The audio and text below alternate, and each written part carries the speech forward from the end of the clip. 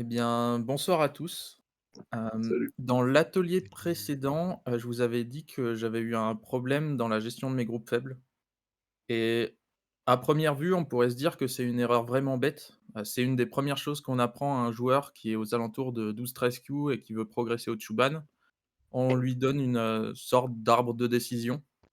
Si on a un groupe faible, il faut essayer de le défendre. Si l'adversaire a un groupe faible, il faut essayer de l'attaquer. Ah, il y a quelqu'un qui se mute. Peut-être moi. Hem, ouais, du coup, si l'adversaire a un groupe faible, il faut l'attaquer et sinon, on joue un gros coup. Forcément, c'est un peu simpliste, mais pour progresser, j'ai dû et je pense que vous avez aussi dû assimiler ces concepts et personnellement, ça m'a permis de progresser et puis plus j'ai gagné en confiance dans ma lecture et plus je m'en suis progressivement éloigné selon les situations, bien sûr. Mais récemment, avec la lecture de l'usage de la force de Motoki, j'ai dû revenir à ces principes fondamentaux et je me suis rendu compte que ce que je pensais maîtriser, ça l'était pas tant que ça et ce qui m'a donné l'idée de vous faire un atelier sur le sujet. En fait, je pense qu'on va faire 2 ateliers, un plus axé sur la défense de groupes faibles et l'autre plus orienté sur l'attaque. Mais pour moi, la défense et l'attaque, ce sont un peu les 2 faces d'une même pièce, dans le sens où si on est faible, on peut pas attaquer de manière efficace, mais parfois l'attaque, ça peut être un bon moyen de se défendre. Donc, vous l'avez compris, le sujet, il est un peu plus complexe qu'il en a l'air et depuis que j'ai commencé à de jouer au Go et que j'ai progressé, j'ai revu plein de parties et notamment des parties de joueurs autour de 3-5 Q, donc des joueurs, à peu près le niveau moyen du groupe à l'heure actuelle et ce sont des joueurs qui objectivement sont plus très loin d'atteindre un niveau Andan. Mais pour moi, l'un des gros avantages du joueur Andan, au-delà bien sûr, de la lecture ou des connaissances, encore que, il y a plein de joueurs en Q qui étudient beaucoup et donc parfois ont plus de connaissances que certains joueurs Andan. Mais ce qui fait vraiment la différence, c'est la capacité d'évaluer la phase du jeu dans laquelle on se trouve et je vais essayer de m'expliquer un peu mieux. En fait, dans une partie, très souvent, on va alterner des phases où on doit se défendre et d'autres où on doit attaquer et j'ai l'impression qu'un joueur en Dan va mieux identifier ces phases-là et va faire ce que j'appelle le ressort. Donc j'espère que par, les exemples que je vais vous montrer, ce sera plus clair cette, comparaison. En fait, dans les phases défensives, on va accumuler de l'énergie, comme si on compressait un ressort entre le pouce et l'index et cette énergie, on va la restituer, dans la phase offensive. On va relâcher le ressort. Donc encore une fois, ça risque d'être, heu, pas très clair au début et j'espère que je vais vous rendre ça suffisamment clair. Mais pour l'instant, l'introduction est déjà assez longue, pour vous expliquer qu'on va revoir des situations qui se sont produites dans vos parties. Pour identifier des critères qui peuvent vous permettre, de savoir si un groupe est faible ou non et comment le défendre efficacement et il existe plusieurs niveaux, on va dire, de défense et donc on va essayer de voir ces niveaux de défense-là. Donc, pour commencer, dans la situation suivante, déjà, est-ce qu'il y a un groupe faible et si oui, de quelle couleur et où? Allez-y. Bah, noir en haut. Ouais, la Ouais, 2 pierres formation noires. ouais, la formation noire, elle est faible et elle est faible notamment parce que, blanc est fort autour et qu'en plus, c'est à blanc de jouer. Donc, l'un dans l'autre, c'est blanc qui est fort et noir qui est faible. Mais en fait, dans la partie, ça s'est pas passé comme ça. J'ai modifié la position, de manière, totalement arbitraire pour essayer de vous faire deviner, justement le 1er concept. Dans la partie, ça s'est passé comme ça et on voit tout de suite que la situation, elle est totalement inversée. C'est-à-dire que là où, les 2 pierres, noires étaient faibles, maintenant c'est le groupe blanc qui est faible, alors que, la forme des 2 groupes, elle a pas changé. Heu et ça montre le premier critère en fait pour, juger de la force d'un groupe. La force du groupe, elle va beaucoup dépendre de la force des groupes alliés et adverses qui sont autour de ce groupe et dans la partie, moi je me suis dit: «Bah, c'est bon, je peux faire une base de vie dans le coin, en cas d'urgence, je peux sortir et du coup, j'ai joué un gros coup. Donc le Shimari en bas à droite et même si mon groupe, n'est pas mort, bah, il a un peu souffert et peut-être que noir a gagné suffisamment dans la partie puisque j'ai perdu, pour, que, heu, une défense à ce moment-là, à ce moment précis, soit justifiée et du coup, ce que je peux vous, question, c'est selon vous, comment est-ce que vous pourriez, défendre votre groupe? Enfin, le groupe blanc.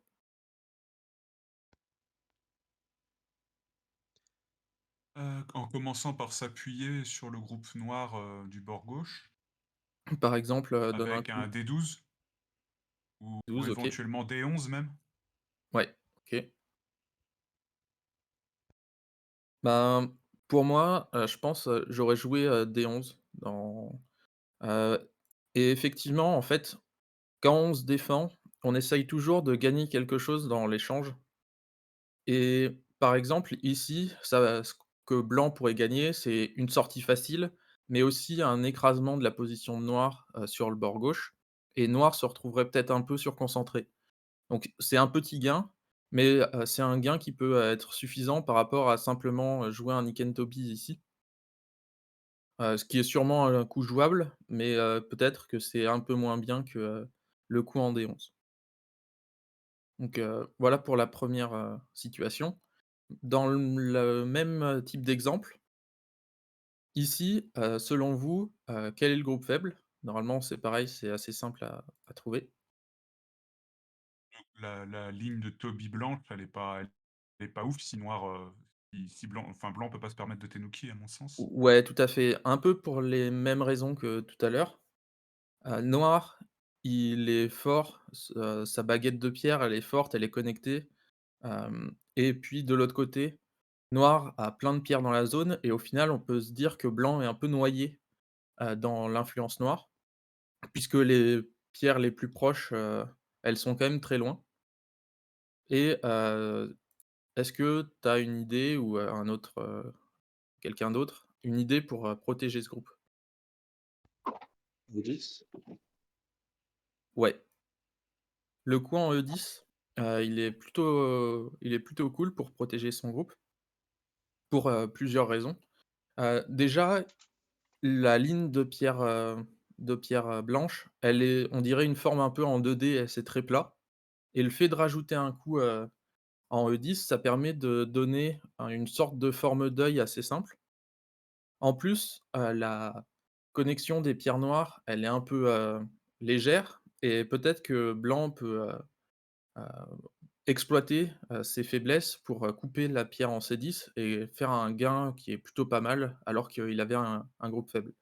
Et puis, si, noir venait à se protéger, bah, peut-être qu'on a le coup en C9 qui permet de faire des yeux très facilement et maintenant que le groupe, blanc, il est fort et ben, peut-être qu'on peut, venir, par exemple, si, on va faire un échange, vraiment, pour que blanc soit senté. Et blanc, peut-être se permettre de jouer en L17 ou en G17, alors que s'il fait ça maintenant, ben, il se crée un deuxième problème et je pense qu'il y a un des 2 groupes qui va sévèrement souffrir et dans la partie, je crois que, blanc a joué ici et Ouais, c'est dangereux. c'est très dangereux puisqu'il va se créer un deuxième problème juste à côté de son groupe faible, qu'on vient d'identifier. Donc forcément, c'est un peu kamikaze comme, plan de jeu et d'ailleurs, noir a plutôt bien, continuer la partie. Une nouvelle fois, on va voir une troisième situation. Une nouvelle fois, je pense que le groupe, faible, il est assez, facile à identifier. Les pierres, blanches au centre, elles ont pas de base de vie et encore une fois, elles sont noyées dans une influence, de noir. Ouais, c'est une partie à moi ça. Ouais et et au final, le groupe, noir, effectivement, on pourrait se dire qu'il est un peu faible, mais grâce au Joseki en haut à droite, qui donne quand même une force intéressante à noir, ben, ce groupe, il est pas si facilement attaquable et par exemple, ce que j'ai fait, c'est que j'ai échangé la position en haut à droite. J'ai juste enlevé la pierre en P13 pour que, ce soit toujours à blanc de jouer. Mais, là, je pense que même si le groupe blanc, il est toujours un peu faible, vous sentez que, avec la force, de blanc, ce groupe, il est moins faible et peut-être qu'on peut se permettre d'attaquer un peu plus on pourra se permettre d'attaquer un peu plus sévèrement le groupe de noir qui a plus ses alliés pour l'aider. clairement. Hem, donc, je pense qu'à partir de ces 3 exemples, vous avez compris l'importance de prendre en compte la force des autres groupes, pour essayer de juger la force d'un autre, surtout celui-là avec, la présence ou non de pierres alliées. Mais maintenant, on va essayer de voir un deuxième critère, puisqu'il y en a 3 et demi, on va dire, puisque celui-là, entre les pierres alliées et les pierres, adverses, c'est un peu, 1 ou 2, on va dire. Et dans cette situation, une nouvelle fois, je pense que le groupe faible, il est très facile à identifier. Ouais. C'est Oui. le groupe ici. Les 4 blanches, ouais. Et on pourrait se dire à première vue que c'est un peu pour les mêmes raisons que dans les 3 premiers exemples. Noir, il est très fort, tout autour du groupe et ça pourrait, très bien être un exemple, sur le premier critère que je vous ai montré. Mais en fait, pour moi, ce qui change tout, c'est la présence de la pierre en C17 pour noir et pour, heu, pour vous exprimer ça, j'ai encore une fois modifié la situation où, la pierre en C17, je l'ai déplacée, je l'ai mise en H8 qui permet un peu, de continuer un enfermement du groupe, blanc. Mais du coup, ça donne à blanc salut, Salut. salut, Salut. Salut. Ouais, je suis en retard. c'est pas grave. Il y aura la review, enfin la Ah, review. ok. Vous êtes où? Enfin, comme ça? C'est Heu, directement en vidéo sur le ouais, Ok, sur ça marche. Discord. sur Discord, ouais. Ouais, du coup, je vais, juste revoir le début de l'exemple.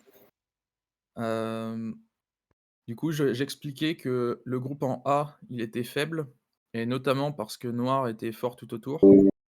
Heu, mais ce qui change vraiment tout dans la situation par rapport aux exemples qu'on a vus précédemment, pour moi, c'est la pierre en C17, qui empêche, toute, possibilité d'avoir une base de vie pour blanc et pour vous, expliquer ça, j'avais modifié un peu la position en rajoutant une pierre en H8 pour noir, mais en enlevant la pierre en H17 et du coup, ce qui permet à blanc de faire tous ses échanges, dans le coin et d'obtenir au moins un œil et la possibilité de faire, le deuxième à au moins 2 endroits.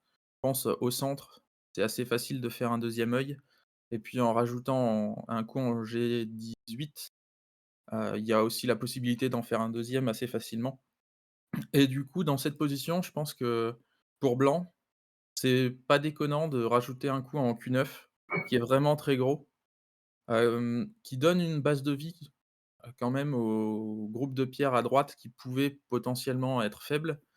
Et puis, ça développe quand même un potentiel non négligeable et ça met pas en danger outre mesure, le groupe en haut à gauche.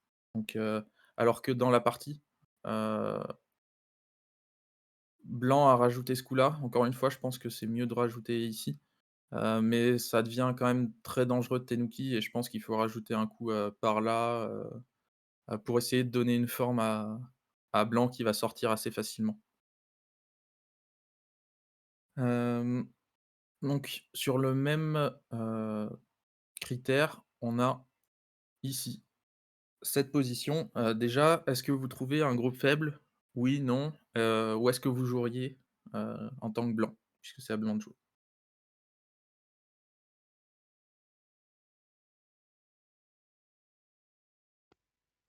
Je sortirais, le groupe blanc en bas. Tu jouerais un coup, genre, P6? Ouais, un truc bien goté, ouais. OK. Est-ce que quelqu'un a d'autres idées? Un S2. S2, ouais. Hem, je J'aime pense, bien S2 aussi, oui. S2, Hem, c'est, sûrement jouable, ouais. P6, c'est peut-être un peu trop goté. Est-ce qu'on peut se permettre de pincer en J3 pour que le groupe noir soit lui-même faible et que de ce fait. En fait, je pense que le problème de J3, c'est que noir va tourner en N2 et juste, ça va beaucoup affaiblir les pierres blanches. D'accord. Donc, effectivement, la zone, importante, je pense que c'est le bord bas. Alors S2, c'est sûrement jouable.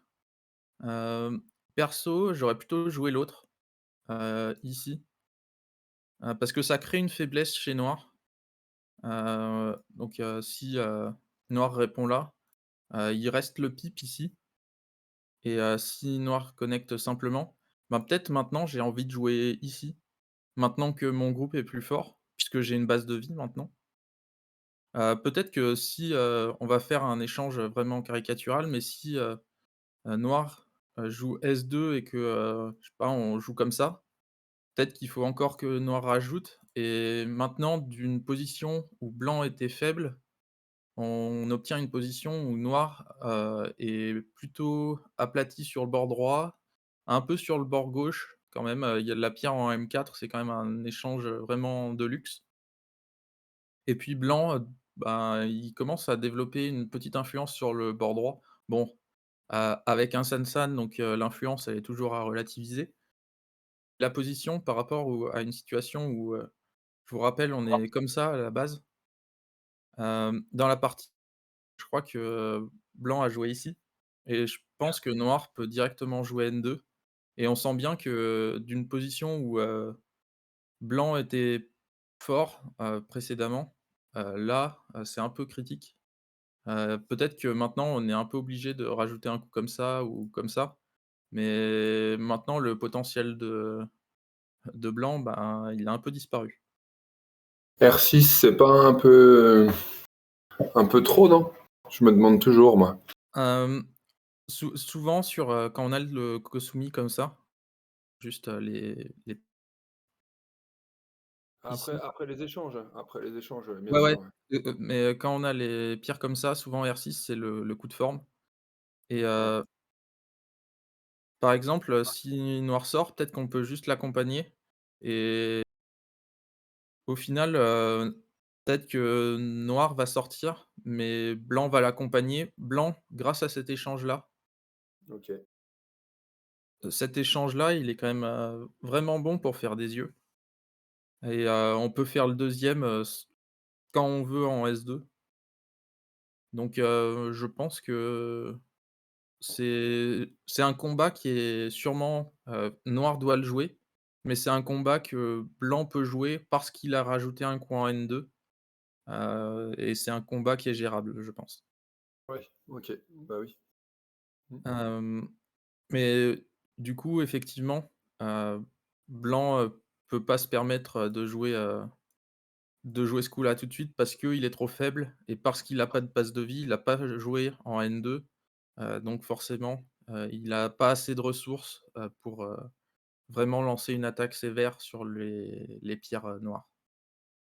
Donc le 2e critère fondamental, si je résume, ça va être la facilité avec laquelle notre groupe, peut vivre en cas d'urgence. S'il est facile de faire des yeux sans faire des mauvais échanges, ben, le groupe, il est pas si faible que ça et sinon il va être, mis sous pression assez facilement et l'adversaire peut gagner pas mal de choses en échange de notre vie et ça peut être plus prudent de rajouter un coup et ici, pour moi, le coup en N2, c'est un peu comme, le coup à la frontière de Moyo, qu'on a vu, là dans l'atelier précédent. C'est-à-dire que c'est un coup hybride. Le premier des 2 qui va le jouer va obtenir un gain significatif sur le reste du combat et c'est pour ça que je pense qu'il faut vraiment, il faut le considérer. Ça peut paraître lent, à première vue, mais c'est un coup qui va stabiliser, notre groupe à 100 et puis en plus ça crée une faiblesse chez noir. Donc je pense que c'est une très bonne idée de l'échanger tout de suite. Parce que si on l'échange pas tout de suite, c'est, le risque que ce soit l'adversaire qui le joue. Et enfin, le dernier critère, pour juger la force d'un groupe, heu, notre premier exemple, ça va être cette position-là. Donc comme, sur les autres exemples, il est où le groupe faible?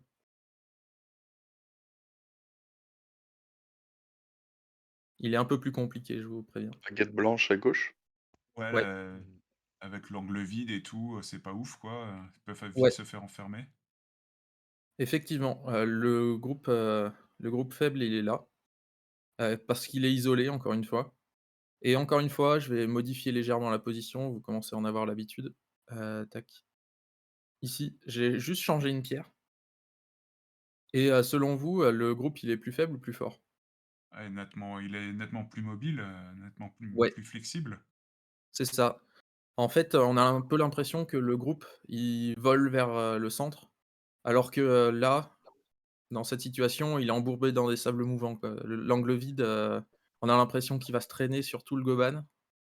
Et ici, on pourrait se dire: «Ouais, mais noir, il peut faire un gain, direct en poussant en D9 et capturer, à minima les 3 pierres». Mais, à ce moment-là, perdre les 3 pierres, c'est pas très important.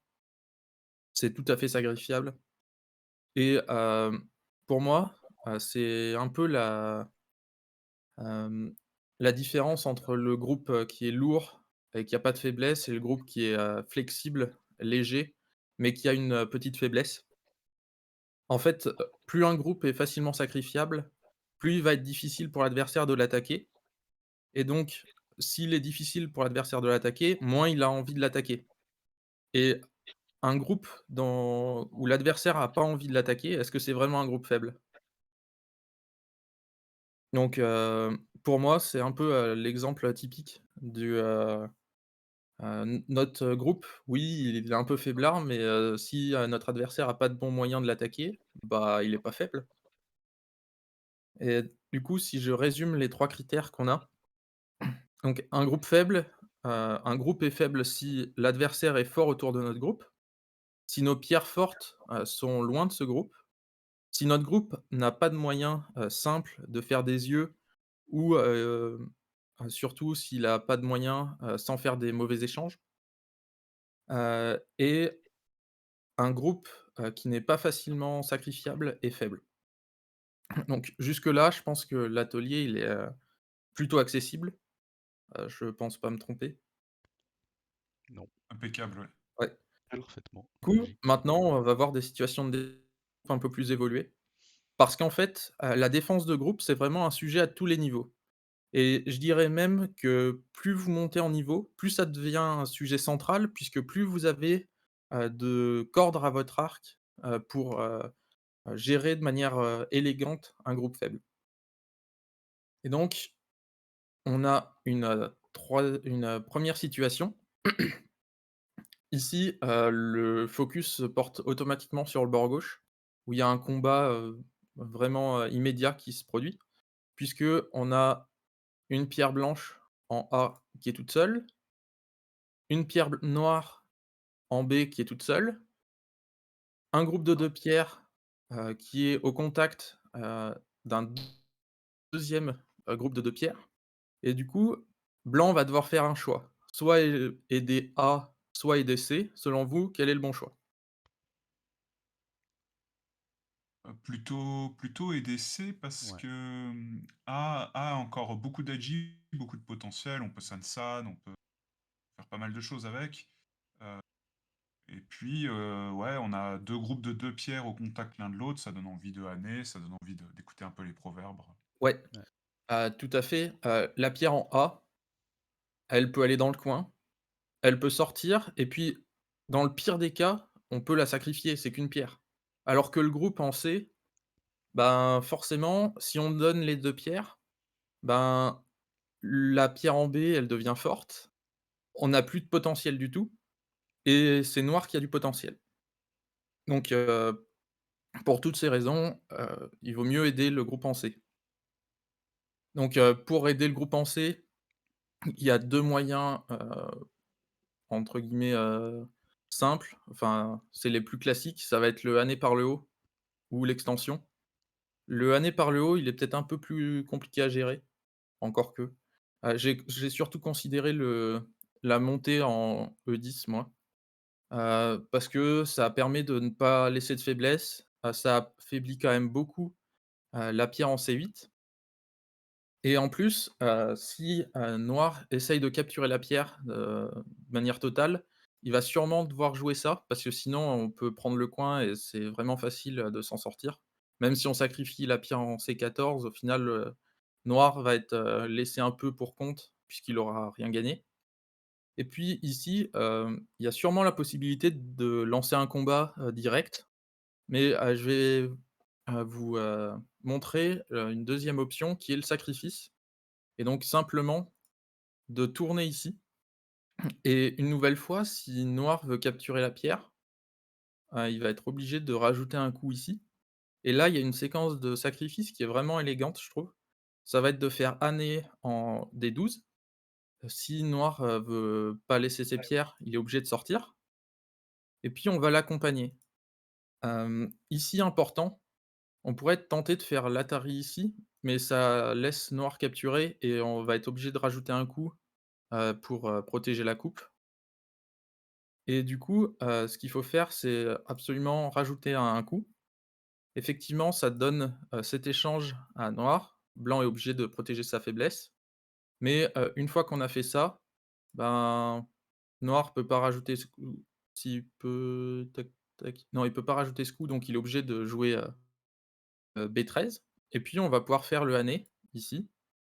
On fait pas l'Atari tout de suite, je pense que ça f peut être une menace de coup intéressante et puis on va rajouter un coup en D7 et si on regarde la situation ici, certes, le coin de noir, il est gros, mais blanc, il a capturé la pierre en C8.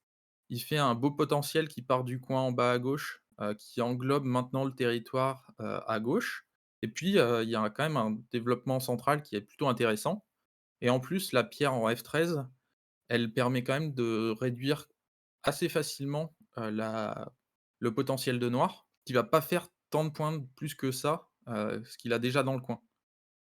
Hem, pour moi ici, noir s'est un peu fait avoir dans la séquence et c'est, notamment, dû au fait que, il a joué ce coup qui est vraiment pas bon parce il laisse blanc avoir, l'avantage en premier au centre. Malheureusement dans la partie, blanc a décidé de sauver l'autre pierre et ça a été assez catastrophique puisqu'il a perdu les 2 pierres, en C10, et D10 et en fait, il s'est occupé du groupe qui était le plus léger et qui était le moins faible au final.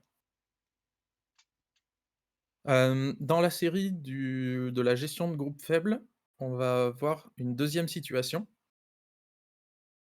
Hem, donc à droite, je pense que la situation est vraiment importante. On a 2 groupes, de blancs. Ils sont ni vraiment forts, ni vraiment faibles.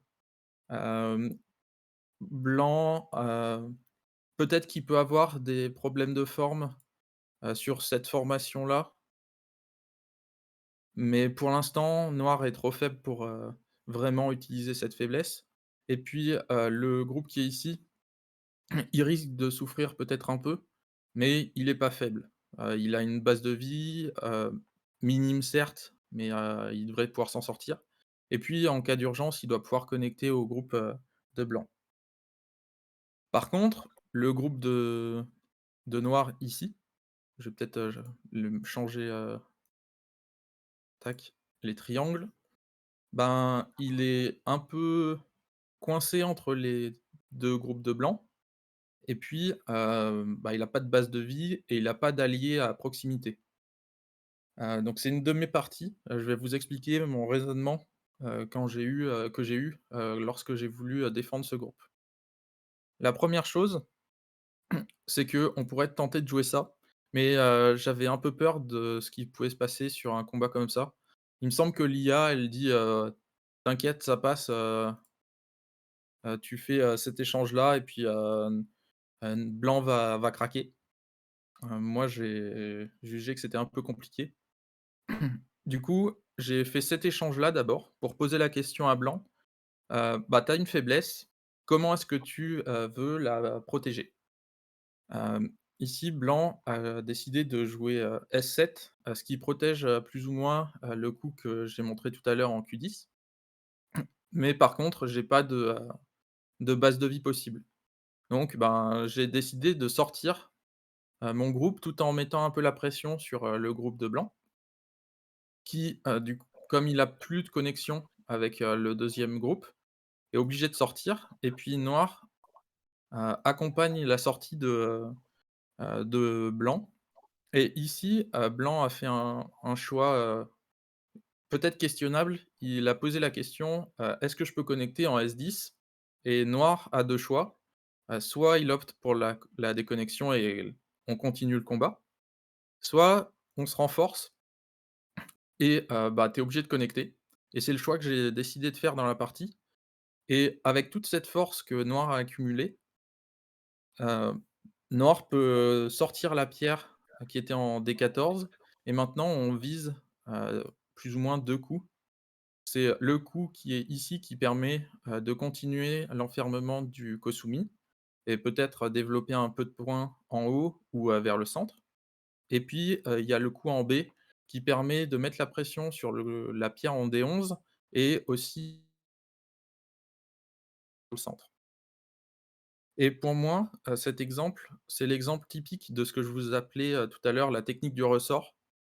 Donc, pour, Link qui était pas là, en fait, je disais que un joueur en Dan, il va mieux identifier, les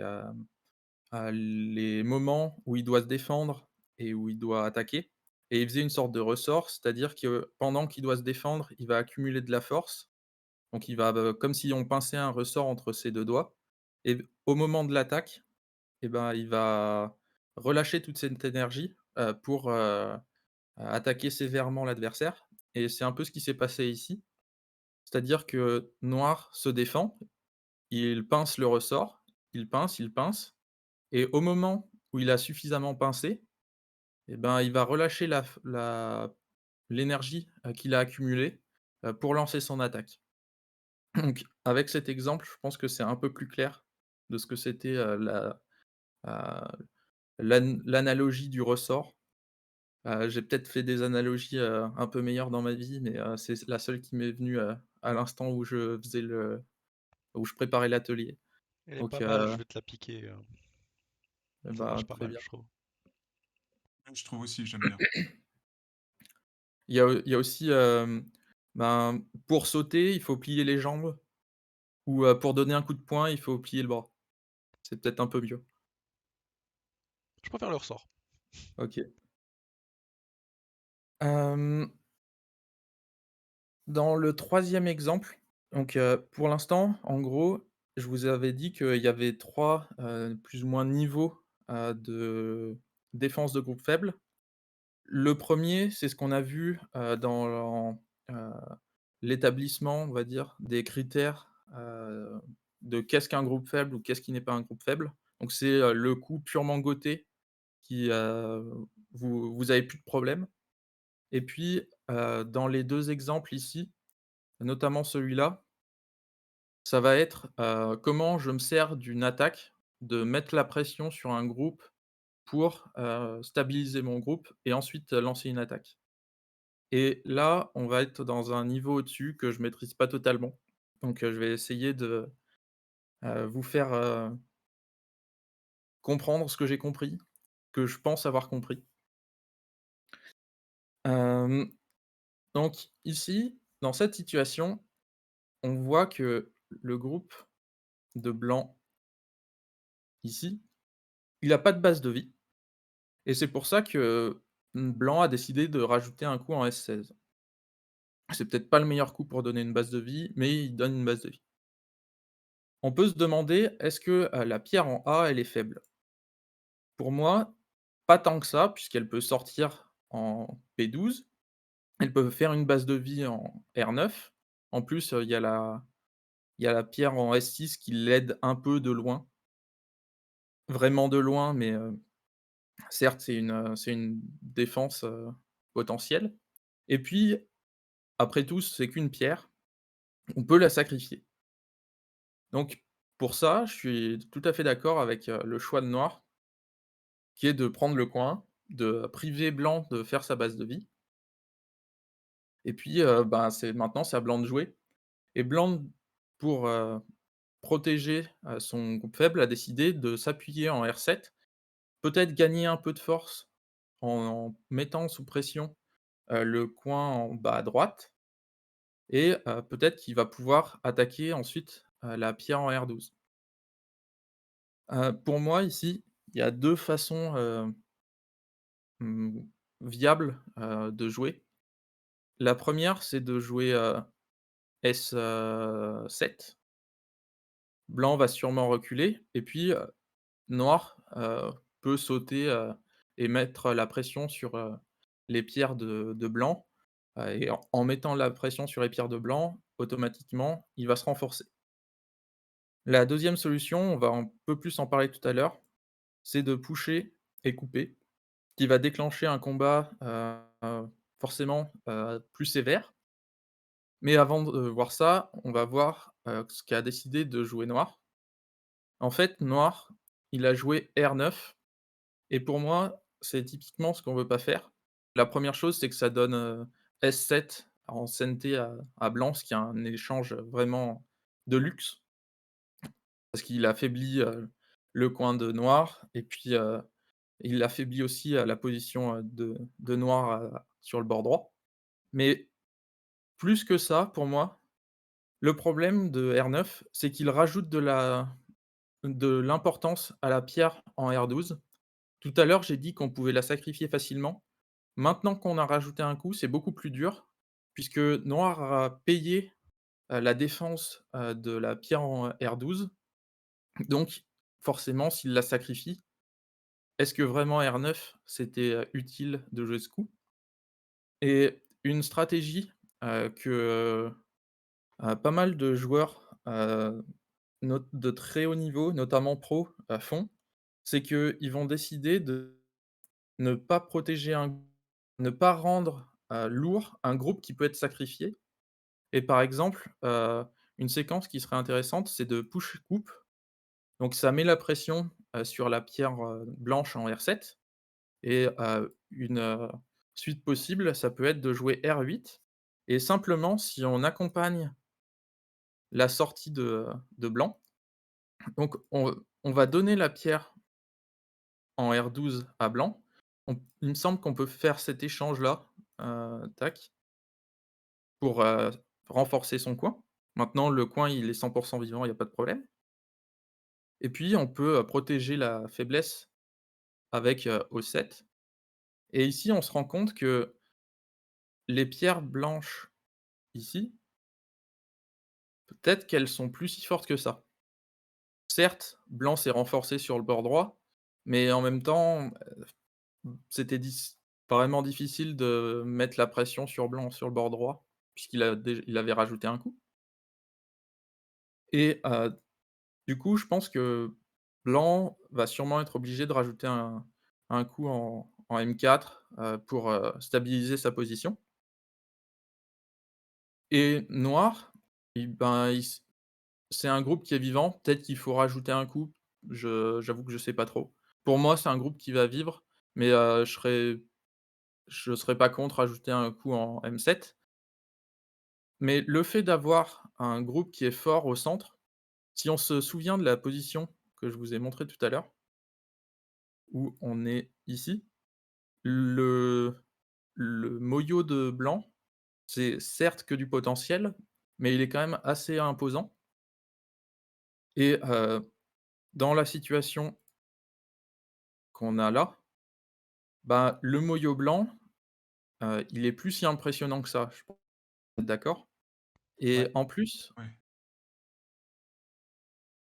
comme noir s'est renforcé au centre, peut-être qu'un jour, noir pourra envahir en A et puis le groupe blanc en B, il a toujours pas d'extension. Peut-être que si noir rajoute des coups dans la zone, il va pouvoir se servir, de la force qu'il a accumulée au centre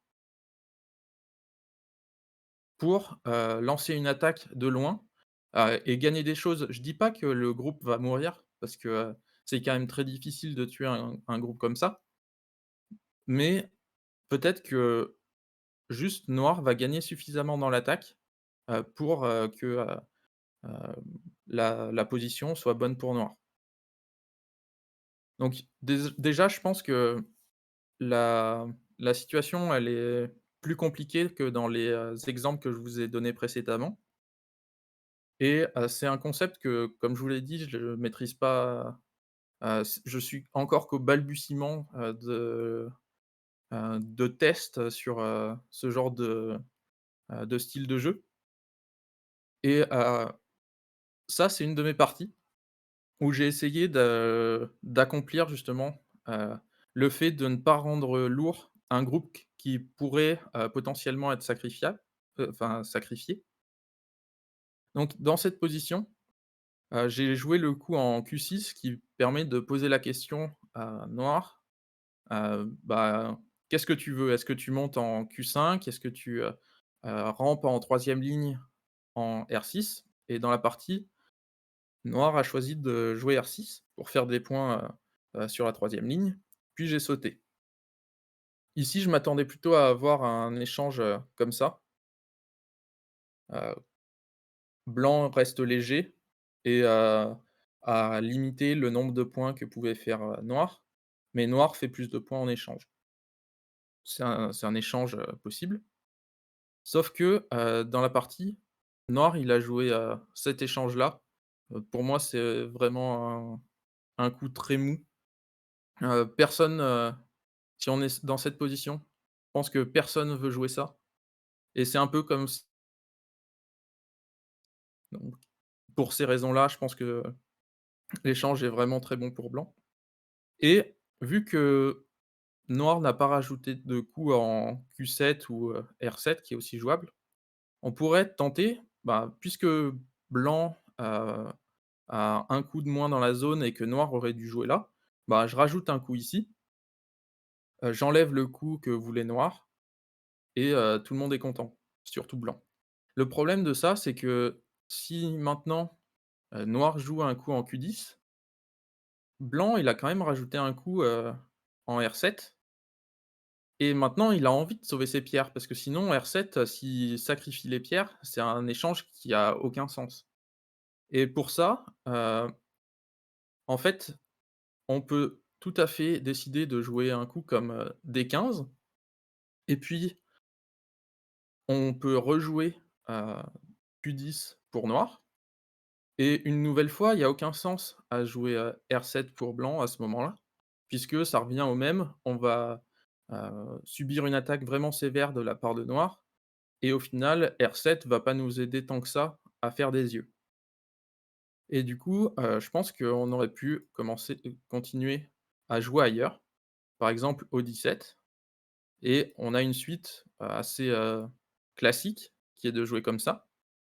Donc on voit que blanc a déjà, heu, gagné un coup, dans l'histoire en jouant, le coup en D15 qui lui assure le coin et puis il se développe un bord haut qui est quand même très intéressant avec son Chimari et les pierres de blanc, elles sont toujours pas capturées. Donc peut-être que noir a envie de rajouter un coup. Par exemple, un coup d'attaque, viable, ce serait de jouer, au 9. Mais encore une fois, j'ai pas envie de rajouter un coup pour blanc dans cette situation. Et donc, une séquence de sacrifice, ça peut être de jouer ça. Je joue M4 et puis si, noir veut toujours capturer mes pierres, ben, on peut faire un échange un peu comme ça. Ici, il faut toujours rajouter un coup. Donc on voit quand même le coin de noir, il est gros. Mais il faut savoir déjà que blanc peut toujours jouer R12 et il vise plusieurs choses. Le coup en R15 qui peut lui permettre, de vivre assez facilement. La sortie en P12 où, on va pouvoir, aller vers le centre, vraiment très facilement et puis, il y a toujours la connexion en C12, en R10 pardon. Je sais pas pourquoi j'ai dit C12 mais À cause du chiffre C, enfin de la lettre C. ah oui peut-être, ouais et si on joue C, ben, est-ce que noir dans l'histoire, il a gagné quelque chose? Et pour toutes ces raisons, en fait, no blanc, il a gagné déjà ce rien que le coup ici, puis les échanges là, les échanges vers le centre, en fait, noir s'est cantonné à un coin du plateau et tout le reste du plateau, tous les combats qui vont se dérouler, sur la suite de la partie, vont être favorables à blanc et du coup, pour ces raisons-là, ça peut être une, stratégie viable de jouer comme ça, de refuser absolument, d'alourdir les 2 pierres qui sont en carré pour mieux les sacrifier plus tard. Dans la partie, c'est un peu l'idée que j'ai eue, mais j'ai pas joué, comme ça. J'ai joué, San San, ça rejoint un peu la même idée. C'est, essayer de piquer le coin de noir et puis, de lui dire, «Ben, vas-y, essaye d'attaquer mes 2 pierres. De toute façon, mes 2 pierres, je m'en fous, je peux les sacrifier» et dans la partie, je pense assez intelligemment, noir a décidé de me donner le bord droit, puisque, au final, peut-être qu'il a jugé que c'était pas facile de, rentabiliser une attaque sur ces 2 pierres. Et ben, ici, je pourrais être tenté de jouer, R7, puisque ça fait quand même pas mal de points sur le bord droit. Alors que, j'ai quand même rajouté, enfin, noir a 2 coups de plus dans la zone. Le problème, ce qui me dérangeait, c'est que alors déjà, il reste une invasion ici, mais en plus, rien que cet échange en P13 pour, blanc Q11, j'avais l'impression que noir gagnait quelque chose et peut-être qu'il pouvait, jouer, D15 plus tard.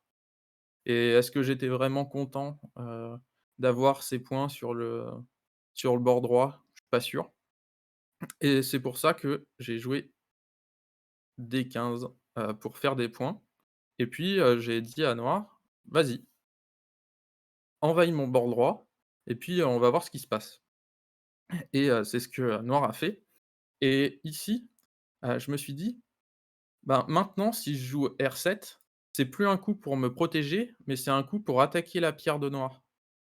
Et c'est maintenant que j'ai décidé de jouer R7. Non, j'ai dû faire un échange dans le coin avant et ensuite j'ai joué R7 et on va voir comment s'est dépatouillé, Noir de la situation. Donc il a joué le point vital, du, Kosumi, enfin du Ponuki, du Joseki Sansan. Puis je peux monter, c'est notamment pour ça que j'ai fait, l'échange en R18. C'est pour avoir toute la suite de la séquence, Hem, sûr à 100 puisque, c'est trop gros, au moment où on l'a joué de laisser le coin. Et puis noir sort. Je pense que j'ai dû faire un échange en P15, ouais et puis j'ai joué, Q5 pour renforcer mon groupe. Ici, noir a joué, R4. Sûrement le meilleur coup, c'est de jouer Q4. C'est plus la forme. En tout cas, ça fait un nouveau bon échange, pour, blanc. Et maintenant, dans cette position, on peut se demander qui attaque qui? Puisque la forme ici, elle est quand même plutôt forte. Ici, ça va pas mourir et du coup, les pierres de noir, elles sont un peu toutes seules.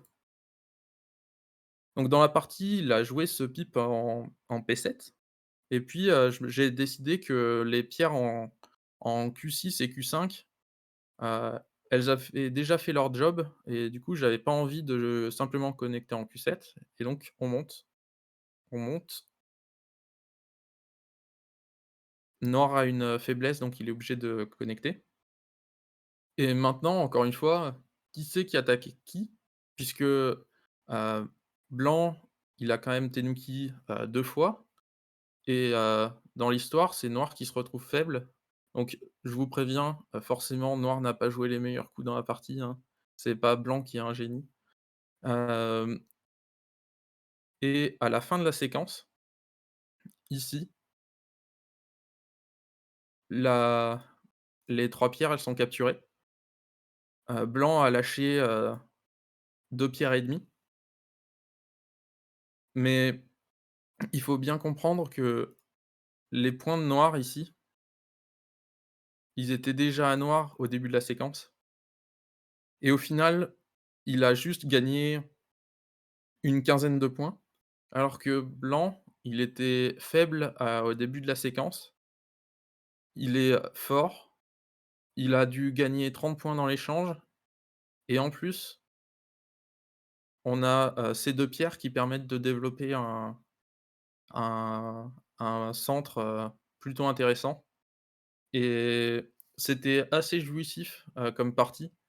J'avais l'impression de jouer, avec les attaques de noir et c'est vraiment un style de jeu qui est très intéressant. Je vais essayer de réitérer l'exploit. Pour info, c'est la partie, que j'avais partagée où j'avais fait, 88 de performance score, selon, Catrain et je pense que c'est un peu l'exemple, de je refuse de créer un groupe qui est lourd et je me sers de ce groupe lourd, pour un peu, faire, de l'hameçonnage sur, l'adversaire et plus, l'adversaire essaye d'attaquer mon groupe, plus il se met dans la mouise et j'espère que j'arriverai à refaire ce genre de partie. Donc, si je résume, les 3 niveaux heu, les 3 niveaux pour, protéger un groupe, le premier c'est de rajouter, simplement un coup goté. Le deuxième niveau, c'est, d'essayer de mettre la pression, sur les faiblesses de l'adversaire pour se, protéger et puis, le dernier niveau, on va dire, c'est, de ne pas rendre un groupe, pas sacrifiable et donc, le considérer comme léger et pas comme faible. Donc, j'espère que vous avez, tout compris ce que j'ai dit, que ça vous aura donné des idées dans vos parties, comment gérer vos groupes faibles et puis si vous avez des questions, ben, je serai très content d'y répondre. Bah, c'était super cool Bah en tout oui, cas. super, c'est très intéressant. Pour la dernière partie, ce que tu as fait, moi j'essaie, depuis peu de le faire de temps en temps et j'appelle ça, le style aikido. Parce que Ouais, c'est un c'est peu un peu ça. les principes du aïkido, en fait, de retourner l'agression de l'adversaire contre lui, sans effort, soi-même. Ouais, c'est c'est assez difficile à faire, mais effectivement, c'est un peu l'idée. On a trouvé un nouveau nom. Mmh. Après, c'est difficile de savoir quand est-ce qu'on peut le faire, c'est surtout ça O aussi. ouais, ça demande beaucoup d'expérience et c'est pour ça, je pense que Ouais. c'est surtout les joueurs très forts qui arrivent à vraiment à maîtriser à la perfection ce genre de style de jeu et c'est pour ça, moi je suis j'ai j'ai essayé, dans beaucoup de parties. J'y suis arrivé dans une et je suis encore loin de maîtriser les concepts, quoi. Beh, en tout cas, ce qui est sûr, c'est qu'effectivement, c'est que, ce que j'ai remarqué, c'est que pour pouvoir le faire, il est nécessaire que les groupes installés, plus ou moins lourds, il est nécessaire qu'ils soient sans faiblesse ou avec des faiblesses peu importantes et que les groupes, effectivement plus légers, potentiellement faibles et ben, justement qu'ils soient légers et flexibles, comme, Ouais, dans l'exemple que tu donnes. ouais, exactement et c'est un peu, Heu, ce qui s'est passé là-dedans, c'est que Noir a justement pas voulu laisser son groupe qui était léger et flexible et en voulant le défendre, en fait, il l'a alourdi. Ah! Oui, c'est vrai.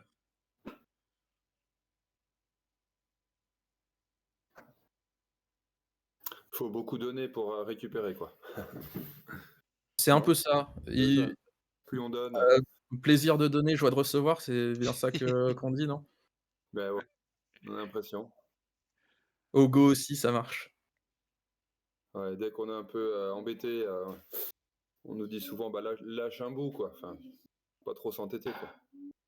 Ouais, en fait, je pense, il y a aussi beaucoup, d'évaluation, à quel point je peux me permettre de donner. Ouais. Mmh. Je pense que ça joue beaucoup aussi et c'est pour ça que, bah, les joueurs forts, ils y arrivent. C'est que, ils savent exactement ce qu'ils peuvent donner et ce qu'ils peuvent pas se permettre et c'est pas facile de s'en rendre compte. Il faut quand même beaucoup d'expérience, je pense.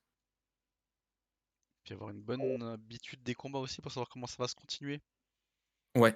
Parce que bah, Ah, c'est bien gentil de se dire je vais sacrifier ce groupe-là, mais en fait l'autre il fait un Toby vers le centre, puis en fait ça devient trop gros, puis il faut le sauver, puis ouais. Bah, de toute façon, tout doit plus ou moins se faire, avec, une idée de ce qui va se passer ouais. de la partie. C'est un peu, pour moi, c'est une autre sorte de all-in. C'est de vouloir à tout prix Mmh. sacrifier un groupe sans se rendre compte que, la situation derrière, elle est pas gérable.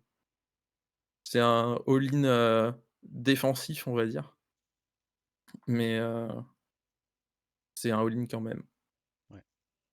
Et puis après, c'est important d'accepter aussi que quand on explore des nouveaux concepts, pour les intégrer à son jeu, et ben, on va jouer parfois 2 pierres, 3 pierres en dessous de son niveau et être un plus maladroit, quoi. Et Oui, c'est au bout de quelques parties, et ben, en fait, ça se corrige de soi-même et ça s'intègre de manière plus fluide à la façon de jouer, quoi. je dirais même que c'est un état qu'il faut rechercher puisque, sans instabilité de son niveau de jeu, ça veut dire qu'on reste dans sa zone de confort et qu'au final, on n'explore pas de nouveaux concepts C'est vrai. et bah, si tu explores pas de nouveaux concepts, tu vas finir inlassablement par stagner.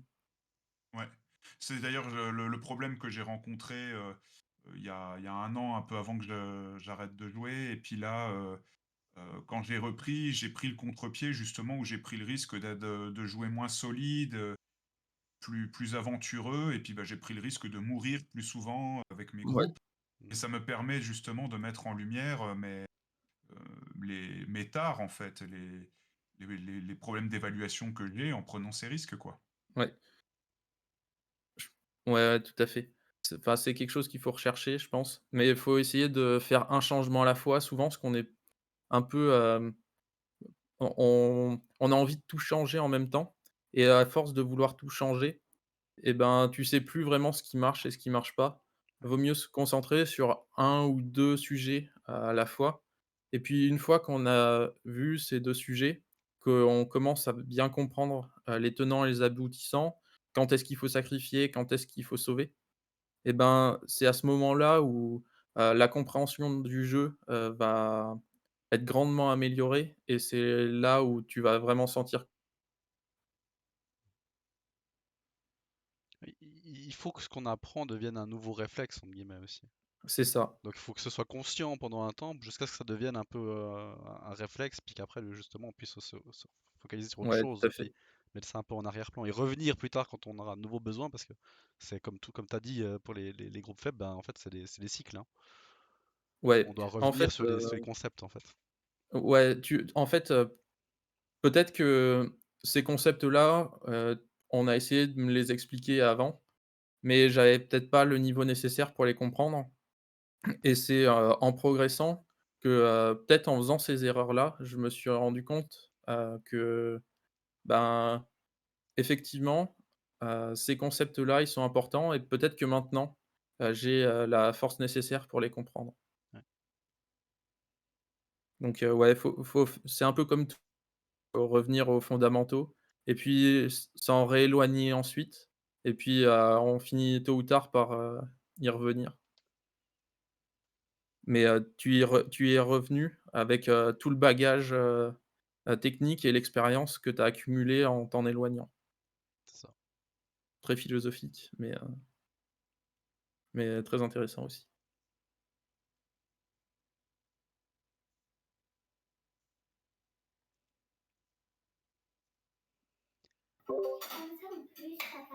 Bon, on peut peut-être, clore la vidéo ici. Yes, je coupe la vidéo. Bah, merci beaucoup, hein.